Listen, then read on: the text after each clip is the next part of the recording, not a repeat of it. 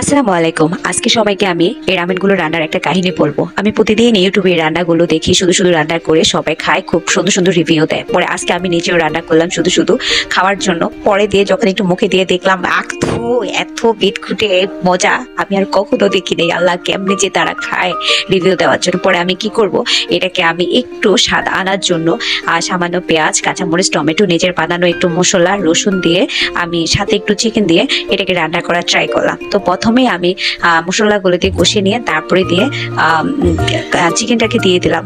তারপরে আমার যে রামেনটা সিদ্ধ করা ছিল ওইটাও চিকেনগুলোর সাথে আমি দিয়ে দিলাম। দিয়ে বাড়া মতো নেড়ে চেড়ে নিলাম।